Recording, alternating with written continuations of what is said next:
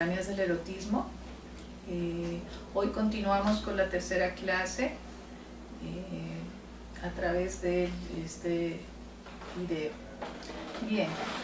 el día de hoy vamos a continuar con las temáticas propuestas en el programa. Hoy nos detendremos en las eróticas en la Edad Media. No obstante, quisiera retomar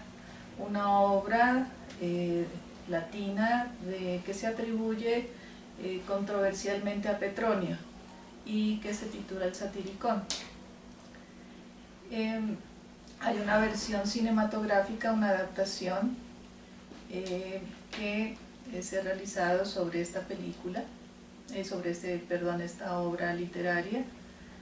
Y bueno, ya tendremos la oportunidad de ver este video. Bien, de Federico Fellini. Bueno, ¿por qué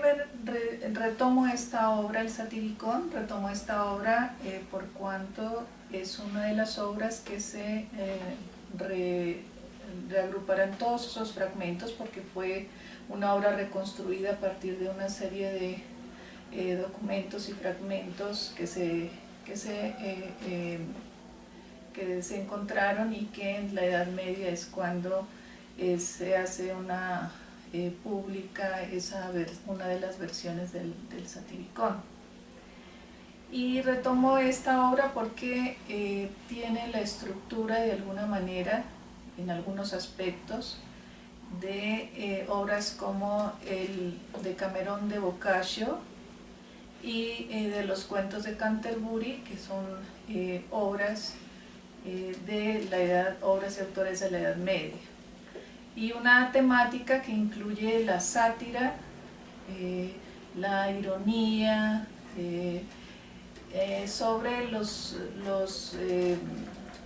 sobre todo el contexto político, religioso, social, incluso intelectual, artístico, de cada uno de los momentos. Por supuesto, tiene unas diferencias de contexto en medio del inicio del Imperio Romano en el siglo I después de Cristo, y cuando está como emperador de Roma Nerón.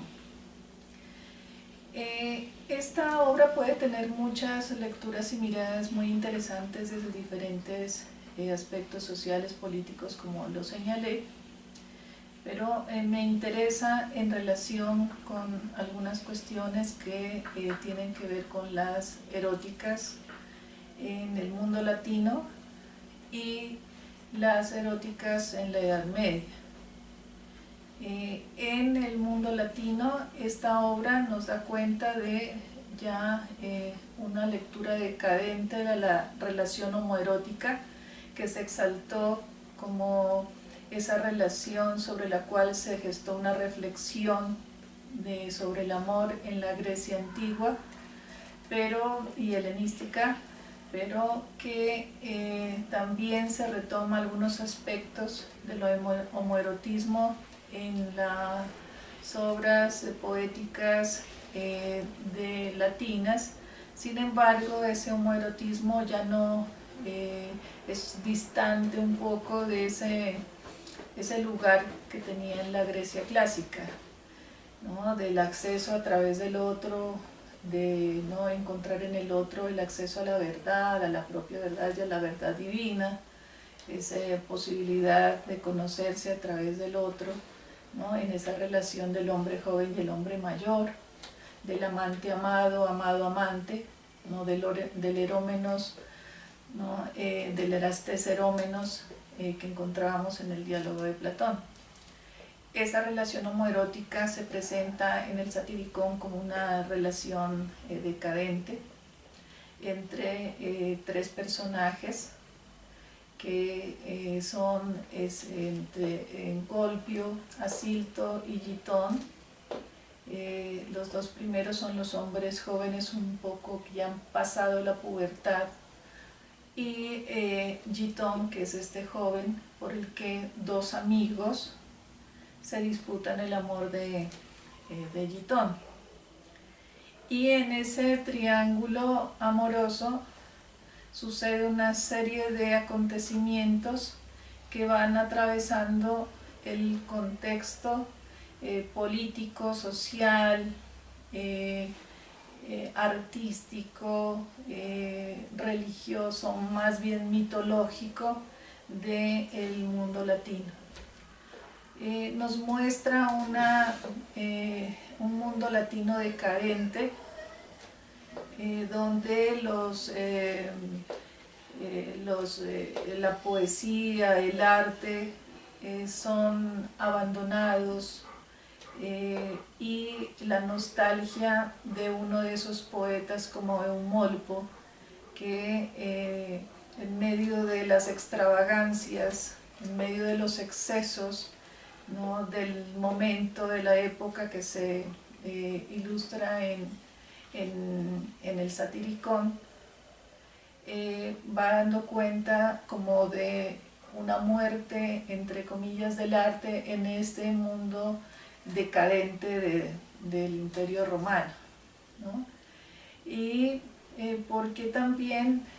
que otro de los personajes que dan cuenta del uso de la palabra y de la poesía, pero en términos de retórica más bien de la grandilocuencia, es Agamenón. Entonces estos dos personajes, Agamenón y Eumolpo,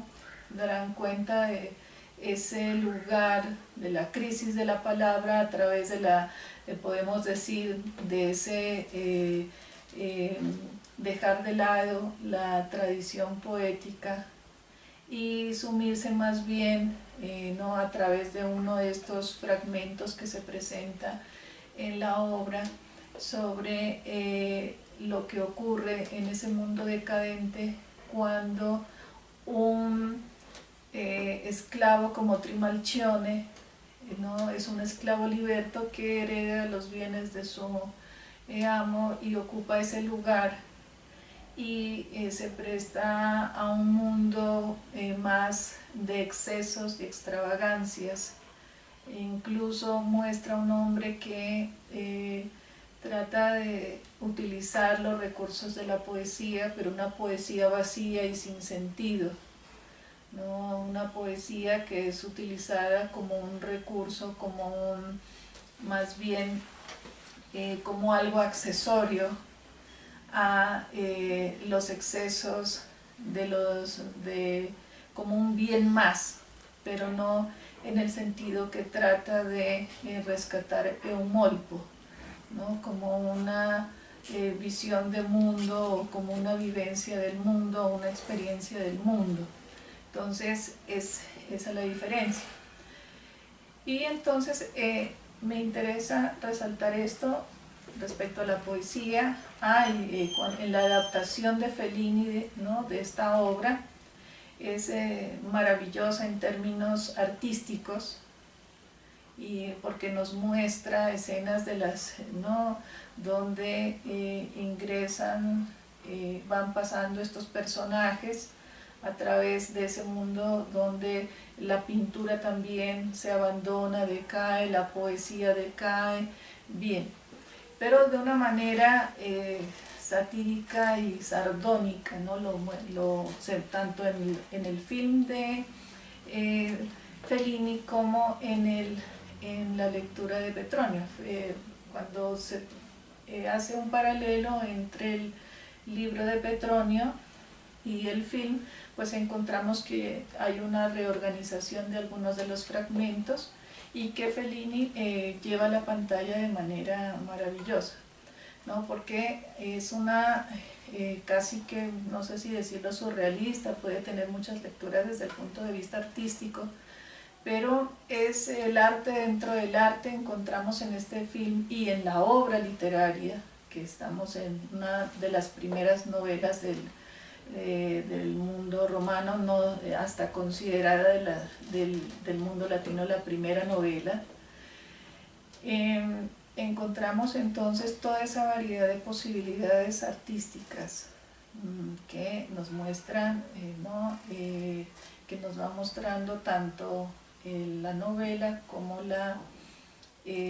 versión cinematográfica o la adaptación cinematográfica de la obra. Entonces retomo esos tres personajes que son Encolpio, Asilto y Gitón, como esos personajes, esa relación amorosa que se va fundiendo en ese contexto, ¿no? Que pasa por todo este mundo decadente del arte, por las relaciones de poder, incluso la misma amistad entre Asilto y Encolpio se ve cuestionada, esas lealtades que eran exaltadas en el mundo griego,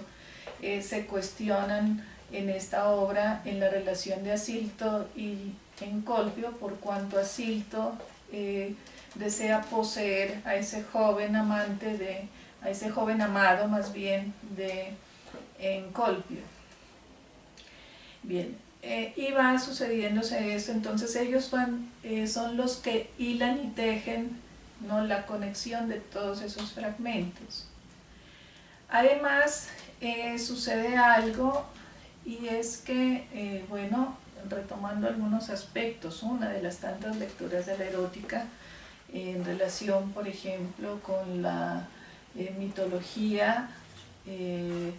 griega, resulta que en uno de los apartes Encolpio interrumpe a uno de los esclavos de una sacerdotisa de Priapo. Priapo es uno de esos personajes mitológicos de la mitología griega. Priapo es hijo, nos dicen, de Dioniso y Afrodita, ya saben, Afrodita, la madre de Eros. Sin embargo, hay otra versión que dice que es de la relación que podía ser edípica, entre Afrodita y Zeus. Sin embargo, retomo la versión en que Afrodita, de nuevo infiel, ¿no?, porque ya vimos que de la infidelidad hacia Hefesto, cuando sostiene la relación con Ares, nace Eros, pero en la relación con Dioniso también es infiel, y de esa relación nace Priapo. Entonces, Hera, la esposa de Zeus, castiga a Afrodita, y en relación con su hijo, pues este Priapo va a nacer con unas ciertas características que van a ser determinantes respecto a la sexualidad. Priapo es un hombre pequeño, mayor, con barba, pero su característica es que tiene un falo erecto, largo,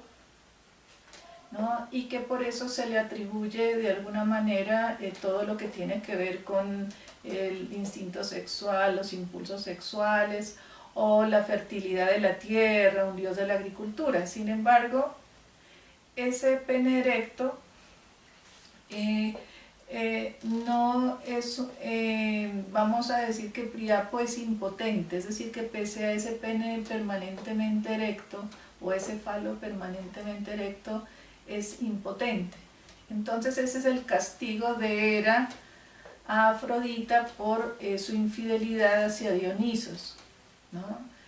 Y bueno, y si retomamos entonces en el Satiricón, tal vez, bueno, es una de las explicaciones, se atribuye, ¿no?, que la impotencia de Encolpio, ¿no?, esa impotencia que va a tener Encolpio, se atribuye a justamente interrumpir algunos rituales hacia Priapo. Y entonces, y de aquí, de este dios Priapo, abro un paréntesis, se conoce hoy la enfermedad llamada priapismo, que es cuando, ¿no?, para los médicos, que es cuando alguien tiene su pene erecto, pero no porque haya una estimulación psicológica o física, sino que se tiene ese pene erecto. Entonces a eso se llama priapismo, del dios Priapo, hijo de Dioniso y Afrodita. Bien, retomando Encolpio, entonces va a seguir una búsqueda ¿no? Y se encuentra con algunos dioses y va a buscar a la diosa, una de las diosas que es la diosa Enotea, va a tener encuentros sexuales con una mujer ninfómana en el camino, ¿no? Una mujer insaciable, pero al parecer no logra nada. Después se encuentra con una reina en un país extraño donde esta reina sostiene el reino feliz siempre y cuando pueda ser satisfecha sexualmente, pero Encolpio no lo logra y entonces hace que esté, digamos, como una, ¿no?, metáfora de esa relación de cómo a partir de esa dificultad sexual de Encolpio se cae todo un reino, ¿no?, porque no es capaz de hacer feliz a la reina por cuanto no la satisface sexualmente. Y bueno, y esto encontramos sobre todo en la adaptación que hace Fellini del Satiricón. Y finalmente sigue su trayecto en la búsqueda de esta diosa que es Enotea, una diosa de la sexualidad que describe en ciertos términos Petronio, ¿no?, y que de alguna manera pues se encuentra con esta diosa que resuelve de cierta forma esa impotencia de Encolpio. Finalmente, y suceden una serie de, digamos, en secuencias, episodios, fragmentos, si lo vemos, ¿no?, como si cada aparte, ¿no?, tuviese, digamos, fuese un relato diferente que ¿no?, y esa conexión de relatos son los que hacen a la novela. Entonces, bien, finalmente se encuentra,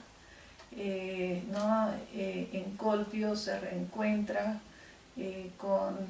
el poeta y bueno, y hacia el final es de nuevo, es como un retorno a ese principio, ¿no?, de donde inicia todo ese mundo decadente. Es como, ¿no?, algo cíclico que se cierra e inicia nuevamente como la lectura de ese mundo decadente. Porque si lo vemos, por ejemplo, en el film del Satiricón de Fellini, ¿no?, vuelve a la primera escena donde parecía que estaban estos personajes, salían de las inscripciones de pinturas de sobre unas rocas, sobre unas piedras, ¿no?, y retorna a ese punto. Bien, bueno, pueden hacerse muchísimas lecturas. Para los interesados en el teatro, como bien les dije, también el Satiricón es una gran producción. En Fellini encontramos y vemos la versión y la adaptación de Fellini en un primer momento de esos antecedentes del teatro griego, ¿no?, el teatro de máscaras, donde incluso hay una participación del espectador en la obra. Y entonces esta obra teatral, ¿no?, estas manifestaciones del teatro atelano, no se confunden con la realidad. Y ¿no?, cuando Giton, el personaje, forma parte de la obra teatral que allí se está escenificando, pero que a veces ya esos límites entre la realidad de Encolpio Giton se deshacen en esa obra, que es característico de algunas formas teatrales del teatro griego y latino también. Bien. Entonces, ¿no?, esa relación entonces quería traer porque hay muchos elementos míticos que nos hablan de diferentes eróticas y esa relación homoerótica decadente entre Encolpio, Asilto y Giton en ese triángulo amoroso que se despliega en ese contexto amplio del mundo decadente romano, donde ya no la poesía, ni las producciones del arte, ni del teatro, la pintura, ni la grandilocuencia, ni la palabra, parece que hay allí, también podemos, si hacemos una lectura, es la decadencia de la palabra. Y bueno, interesante que alguien pueda detenerse tanto si quieren en la lectura y la adaptación de la obra de Petronio llevada al cine por Fellini. Bien, retomo esto también por otra razón, y es que ese carácter satírico, como algunos le atribuyen a esta como una de las primeras novelas picarescas, lo retomo en el sentido que puede tener y también paródico, de algunas parodias que allí mismo se incluyen, ¿no? En relación con el emperador o en relación con lo que sucede con los libertos, con esos esclavos romanos que ocupaban el lugar de un amo, ¿no? Para un poco parodiar, ¿no?, esas relaciones de ese momento. Lo retomo porque en la Edad Media va a ser muy importante el elemento de la parodia, la risa y lo grotesco, ¿no?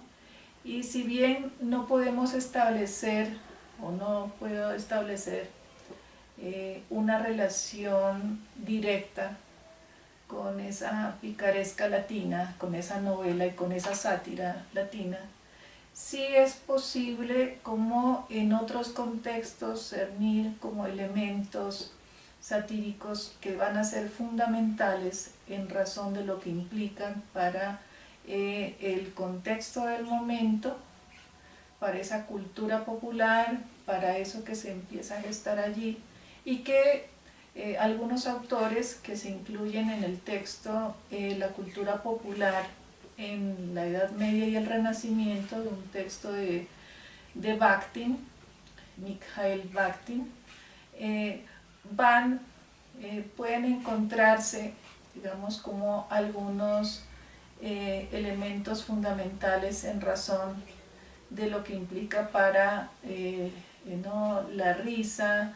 lo grotesco y lo paródico, lo cómico en la Edad Media. Bien, en la Edad Media, y si hablamos de eróticas, quiero incluir estos elementos en relación con la erótica, que es la risa, el cuerpo grotesco en la Edad Media, el cuerpo de lo grotesco, y también, ¿no?, en razón de eso, la relación con el satiricón de Petronio, pero también, como les dije inicialmente, en relación con esa, tanto en la estructura como en la crítica, en los temas, en su relación con las obras del Decamerón de Boccaccio y de los cuentos de Canterbury de Geoffrey Chaucer, Italia e Inglaterra, ¿no?, en la Edad Media. Detenerme en la risa y la parodia en la Edad Media y articularlo a la cuestión de la erótica me parece fundamental, en tanto que Mikhail Bakhtin hace una lectura de la cultura popular en la Edad Media y nos dice que no es posible hacer una lectura del contexto social, cultural y en relación con la literatura misma de la Europa de la Edad Media sin considerar estos aspectos de la risa y lo grotesco en esta época. Además, y algo fundamental, es que nos dice que esta cuestión va a ser importante para tener una lectura diferente de lo que implica el Renacimiento, porque generalmente se asocia el Renacimiento a los clásicos, un renacer de los clásicos griegos y latinos, ¿no? Sin embargo, nos presenta otra posible lectura del Renacimiento en razón de esto. ¿Por qué la risa y lo grotesco? Después de la caída del Imperio Romano, ya y el ascenso del cristianismo en todos estos siglos, especialmente a partir del siglo VII, VIII y IX, ya empieza a esta hegemonía del cristianismo en la antigüedad. Pero algo fundamental, y es que todavía estas cuestiones religiosas no están aún cimentadas en la cultura, de tal forma que la risa y las parodias, por ejemplo las parodias religiosas, tienen lugar desde el siglo VII, VIII y IX, pese a que se intentó prohibir, ¿no? Ese tipo de parodias subsisten en la cultura en la Edad Media y siguen, ¿no?, ese tipo de parodias religiosas. Bien, ¿por qué la risa y por qué lo grotesco es fundamental y lo considero como parte de una erótica? Porque nos dice, o en su lectura de la cultura popular en la Edad Media y el Renacimiento, y especialmente en el análisis que hace de una obra literaria de Rabelais que se titula Gargantúa y Pantagruel, ¿no?, nos va a mostrar cómo esa risa y eso grotesco es una forma de resistir a el temor, el horror, el miedo, las crisis que se suscitaban en los diferentes momentos en la Edad Media. Es así como, por ejemplo, el ascenso del cristianismo y la cuestión del pecado da lugar a una lectura de lo sagrado y que suscita un temor, un miedo. Ese miedo que va a ubicar Bakhtin del lado de la seriedad. Es esa risa una forma de resistir al miedo y al horror, al terror, a todo ese orden del feudalismo, o ese orden que se va gestando nuevamente con con los diferentes concilios, en relación con toda la jerarquía eclesiástica y todo eso, cómo va a incidir, y la relación con la monarquía, y cómo va a incidir en la sociedad, en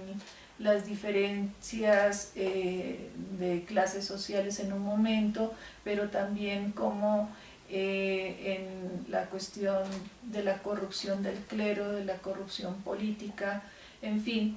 Entonces nos dice Bakhtin que esa risa y eso grotesco es una forma de resistir, ¿no? De alguna manera el cristianismo, y no solo el cristianismo, sino también todos esos, algunos de los representantes del clero, como más adelante Santo Tomás, San Agustín, pues van a hacer, ¿no?, algunos de ellos una lectura neoplatónica, etcétera, de ese mundo, ¿no?, de ese mundo sagrado del arriba y de un mundo del abajo, que es un mundo de lo no sagrado, podemos decir. Entonces, justamente lo grotesco se erige en el mundo de abajo. Y entonces, en ese mundo de abajo, donde todo lo que el cosmos, que si bien el cuerpo, ¿no?, en algún momento tomaba la forma del cosmos, ahora ese cosmos se corporeiza y baja al cuerpo. Entonces, en este momento de la risa, lo grotesco, de esta cultura popular, del cuerpo, de lo grotesco en la cultura popular en la Edad Media, es un cuerpo que es ese cuerpo grotesco, ese cuerpo de ciertos rasgos que se van a exaltar, como la boca, el trasero, etcétera, etcétera, ese cuerpo de abajo que ha sido, digamos, ya proscrito, ese cuerpo proscrito por la Iglesia, ese cuerpo, a través de ese cuerpo es que se va a gestar también esta cuestión de la risa. Y entonces encontramos un cuerpo, ese cuerpo que si bien es un cuerpo que llama a reír, ese cuerpo de las formas, de sus desechos, de lo que produce, de esos órganos, de sus aberturas, es ese cuerpo que va a llamar a la risa, ese cuerpo de los gigantes, de los enanos, ese cuerpo, ¿no?, de esos gestos exagerados, ese cuerpo de los orines, de los pedos, ese cuerpo es ese cuerpo que va a ser ese cuerpo de la cultura popular. Pero ¿por qué es importante ese cuerpo? Porque ese cuerpo de abajo que se aterriza, ese cuerpo que ¿no?, de la tierra, que se acerca a la tierra, ese cuerpo va a tener unas aberturas que van a dar continuidad, ¿no? Esas aberturas son una continuidad con el mundo. Entonces ese cuerpo, a través de esas aberturas, y por eso en la Edad Media la boca abierta va a tener un lugar importante, porque es ese cuerpo que se abre al mundo. Entonces esa risa que mueven este tipo de exageraciones, de estos enanos, de estos gigantes que se presentan en las ferias, en la plaza pública, ese cuerpo que se presenta de alguna manera en las fiestas, en los carnavales, es ese cuerpo como continuidad, como una risa que es más una risa colectiva. Y ese cuerpo, podemos decir, no es un cuerpo individual, es un cuerpo del mundo. Es el cuerpo con el mundo y del mundo, es un cuerpo abierto. Y de allí, digamos, ese cuerpo que se erige como ese cuerpo de lo grotesco del que nos habla Bakhtin al retomar esa literatura, esa obra en especial que es Gargantua y Pantagruel de Rabelais. Entonces es ese cuerpo abierto al mundo, no es todavía ese cuerpo, ¿no?, que se cierra, o ese cuerpo de la semejanza a Dios. Es un cuerpo todo lo contrario, es un cuerpo terrenal, ¿no?, y de la tierra que absorbe, esa sangre, de la tierra que absorbe esos orines, es decir, siempre una relación de continuidad con el mundo, y ese es entonces el cuerpo. Si hablamos que si hablamos de erotismo siempre hablamos también del cuerpo, y ese cuerpo entonces es un cuerpo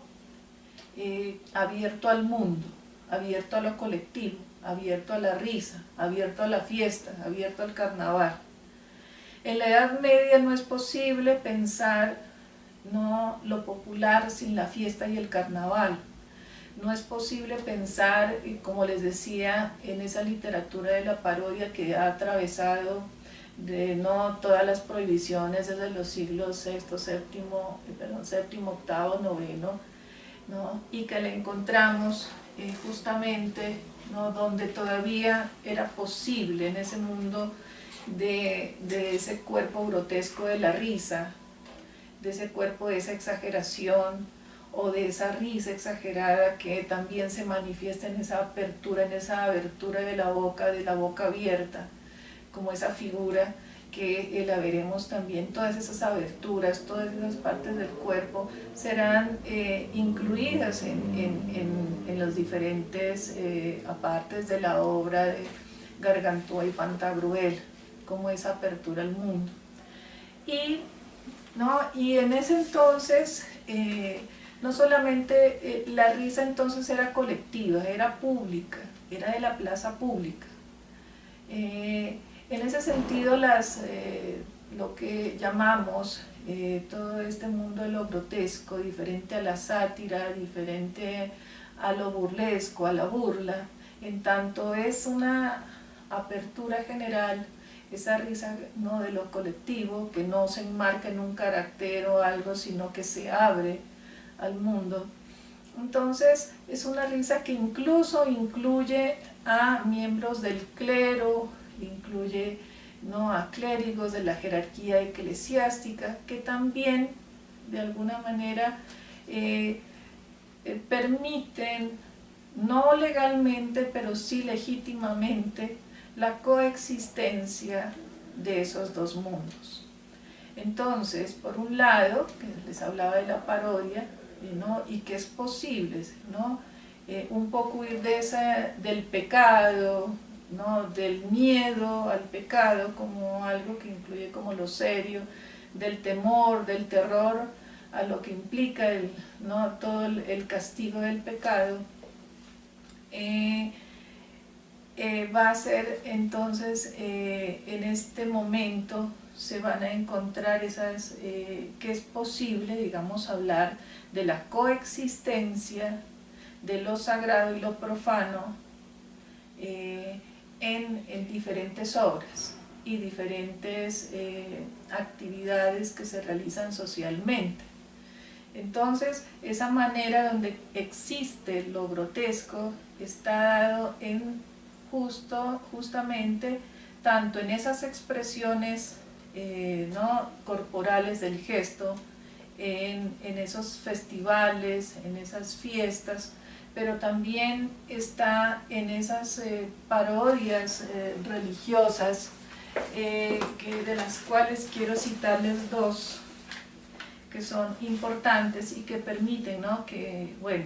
esa risa de la parodia, esa risa en las iglesias, eso no es posible concebirlo aún hoy, y menos en el siglo XX y en el siglo XIX, en nuestro país al menos, ¿no?, donde justamente vamos a ver que una es la cena de Cid, permítanme, ya les digo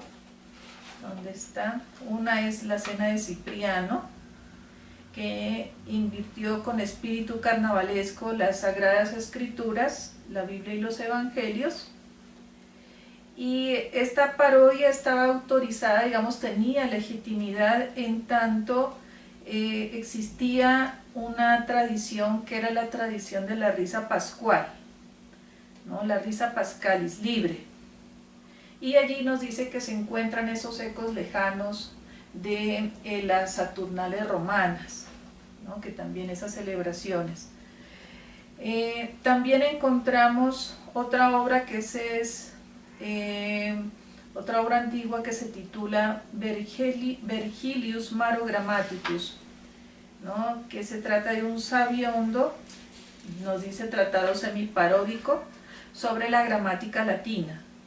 como también una parodia. También existían parodias no solamente del mundo religioso, como por ejemplo esas liturgias paródicas de la liturgia de los bebedores, la liturgia de los jugadores, las parodias de las lecturas evangélicas, de las plegarias, incluso parodias del Padre Nuestro, del Ave María, de las letanías, de los himnos religiosos, ¿no? Y entonces todos estas obras paródicas,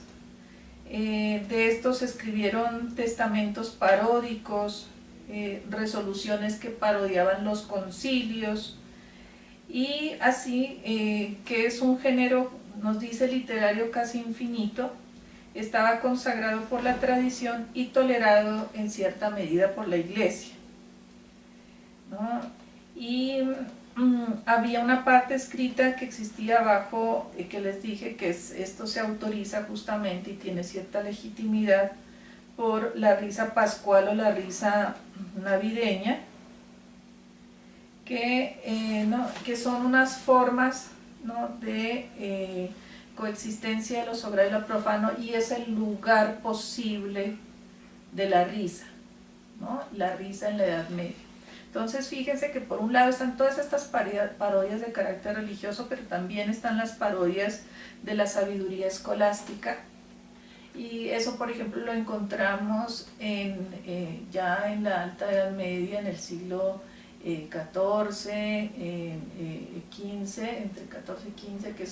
está en los cuentos de Canterbury. Encontramos en uno de esos relatos uno de esas formas de la parodia de la sabiduría escolástica, ¿no? En el encuentro de ese estudiante con esa mujer ávida de sexo y de placer, que logra ¿no? que ante la indiferencia de este joven que aspiraba más al saber intelectual, al conocimiento, esta mujer de alguna manera logra engañarlo para obtener algo de placer de él, ¿no?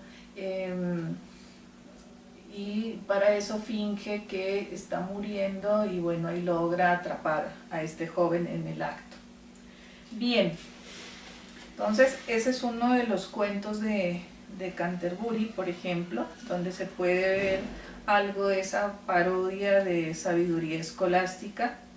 de los principios científicos y métodos científicos de la Edad Media, bueno, en fin. Entonces esa es una forma de la risa. Pero también, y eso también tenemos noticia no solamente a través de esta obra titulada La cultura popular en la Edad Media y en el Renacimiento, sino también es un compendio de algunos tomos, unos 3 o 4, sobre la historia del cuerpo. Y en uno de esos capítulos, que se titula el cuerpo y la sexualidad en la Europa del Antiguo Régimen, de Matthews, y es uno de los autores,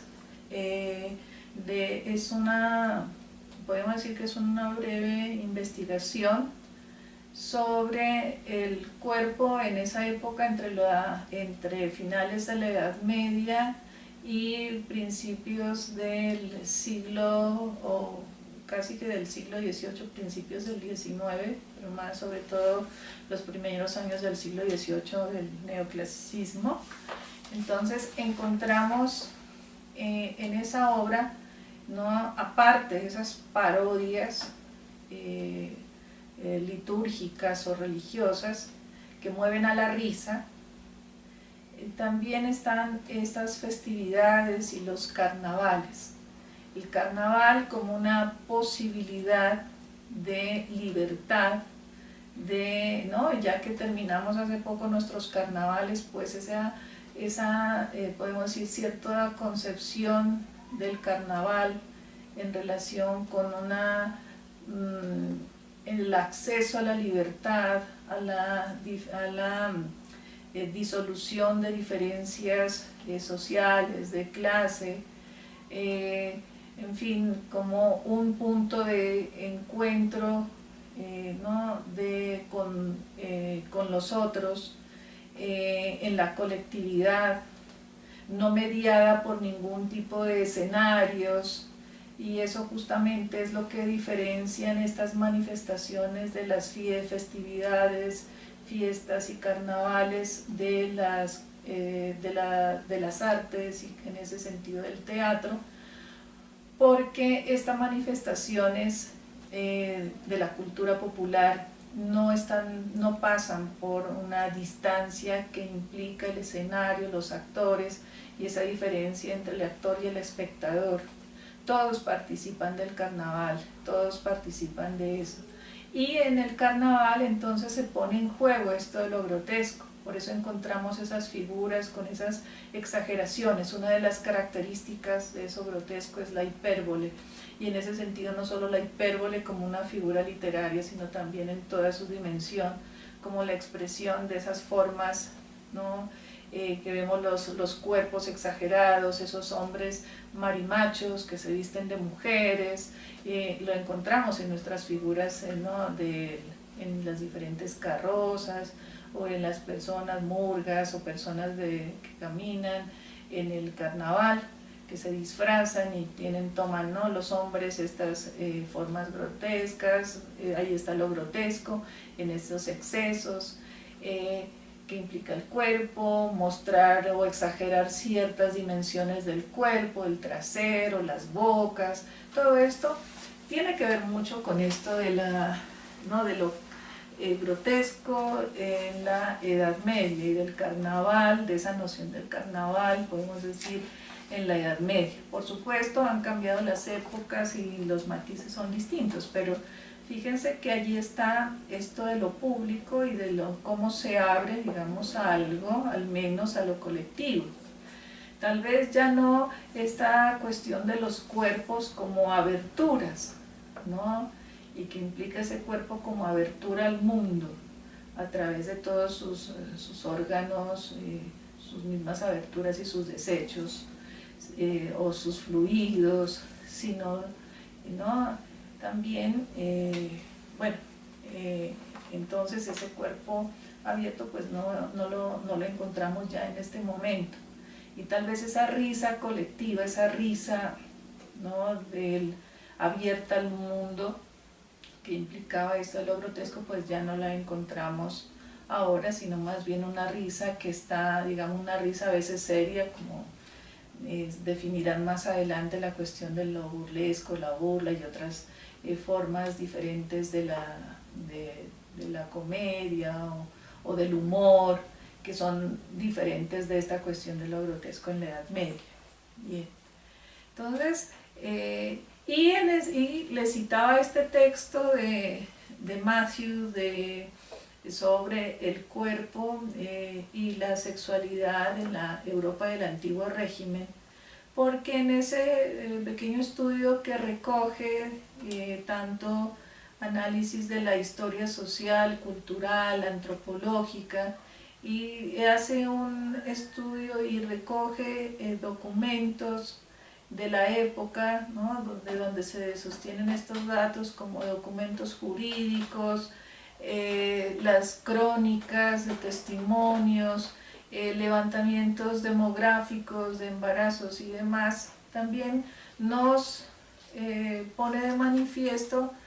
no solamente